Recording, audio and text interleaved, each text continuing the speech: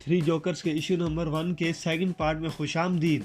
और इस कॉमिक के फर्स्ट पार्ट का लिंक आपको स्क्रीन पे फ्लैश होता नजर आ रहा होगा। और पार्ट 2 स्टार्ट होता है मर्डर इन्वेस्टिगेशन से और डिटेक्टिव बुलक जिम गॉर्डन को कहता है, जिमी यार ये कैसे हो सकता है जोकर एक ही टाइम में 3 अलग अलग जगहों पे कांड करे। ये बात हजम नहीं होती, लेकिन लोगों ने खुद तीनों वारदात की जगह पे जोकर को ही देखा है। मैं मानना ही नहीं चाहता कि गोथम में अब 3 जोकर हैं। और तभी बैटमैन भी वहां पहुंच जाता है। बैटमैन को देख के डिटेक्टिव कहता है, बैटमैन हम लोगों ने शर्त लगाई है कि कौन सा असल जोकर है, जिसने मॉक्सोन की फैमिली को मारा या फैटमैन को या इन तीनों को, तुझे क्या लगता है? लेकिन बैटमैन पूछता है, क्या ये लोग यहाँ काम करते थे? क्योंकि केमिकल से मरने की वजह से इनकी आइडेंटिटी का पता लगाना भी मुश्किल है। तो डिटेक्टिव बुलक बैटमैन से पूछता है, अब हम क्या करेंगे?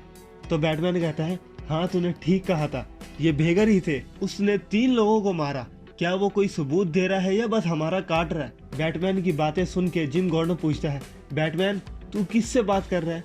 और फिर पीछे से आवाज आती है, ये मेरे से बात कर रहा है डिटेक्टिव बुलक। और हम देखते हैं वहाँ बैट गर्ल भी पहुंच जाती है और कहती है, ये वही जगह है ना जहाँ जोकर बना था। आधे से ज्यादा तो गौथम के कैमरे काम ही नहीं करते, इसीलिए तो जोकर ने हर जगह कोई ना कोई एक गवाह छोड़ दिया और एक टैंकर भी गायब है। और तभी गॉर्डन कहता है, हाँ मैंने अपने बंदों को टैंकर ढूंढने के काम पे लगा दिया। लेकिन बैटमैन असल जोकर कौन है, यहाँ वाला या उन 2 में से कोई एक? तो बैटमैन कहता है, अभी कुछ नहीं कह सकता, तुम्हारी शर्त को थोड़ी देर और रुकना पड़ेगा। तभी बैटगर्ल पूछती है, इन टैंक्स में था क्या, कोई पेपर वर्क वगैरह भी है या नहीं?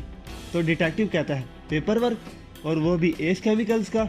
और तभी हंसने की आवाज़ आती है और हम देखते हैं उन तीनों में से एक बंदा अभी भी जिंदा होता है और जोर जोर से हंसना शुरू कर देता है। तो उसे दस्ती एम्बुलेंस में हॉस्पिटल ले जाते हैं और फिर बैटमैन कॉमेडियन के क्राइम सीन के लिए निकल जाता है और बैटगर्ल भी अपनी बाइक पे बैटमैन के पीछे निकल पड़ती है। बैटमैन और बैटगर्ल आपस में बातें कर रहे होते हैं और तभी बैटमैन बैटगर्ल से पूछता है, क्या जिम को पता है तू ही बैटगर्ल है बारबरा? बिल्कुल भी नहीं, और ना ही पता चलना चाहिए। और तभी हम देखते हैं कोई एम्बुलेंस में उस जिंदा बंदे को दबोच लेता है, लेकिन वो फिर भी पागलों की तरह हंसता रहता है। और फिर अगले ही सीन में पता चलता है वो कोई और नहीं बल्कि रेड हुड होता है जिसने उसे दबोचा होता है और पूछता है, बता जो कुछ तूने जोकर से सुना, बता जो कुछ जोकर ने तेरे मरने से पहले कहा था। एम्बुलेंस से मार धाड़ की आवाजें आते देख बैटगर्ल पूछती है, बैटमैन तुझे पता है एम्बुलेंस में क्या हो रहा है? तो बैटमैन कहता है, पता नहीं, और पता चलाने का बस एक ही रास्ता है। और इसी के साथ बैटमैन एम्बुलेंस में एक धमाकेदार एंट्री मारता है। एम्बुलेंस में दाखिल होते ही बैटमैन देखता है कि जेसन ने उसे दबोचा होता है और बैटमैन कहता है, जेसन क्या कर रहा है, तू पागल तो नहीं हो गया? तो जेसन कहता है, इन्फॉर्मेशन निकाल रहा हूँ। लेकिन बैटमैन कहता है, तुझे पता होना चाहिए ये इन्फॉर्मेशन देने की हालत में नहीं है, तेरी वजह से वो मर भी सकता है, उसे फौरन से पहले छोड़। और तभी हम देखते हैं बैटगर्ल भी एम्बुलेंस में जाने की तैयारी पकड़ती है।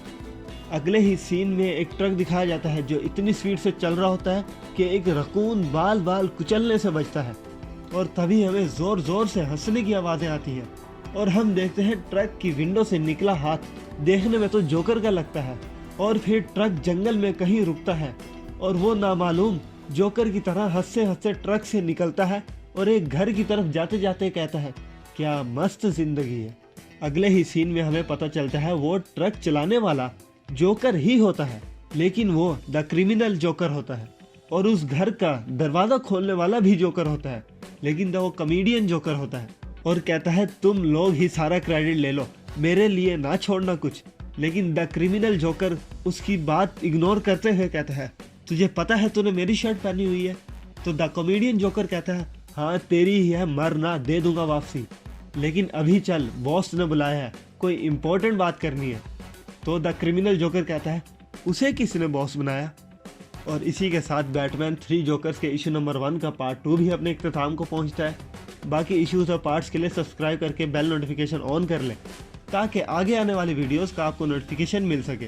तब तक के लिए स्टे हैप्पी, स्टे सेफ। आपसे मुलाकात होगी अब नेक्स्ट वीडियो में।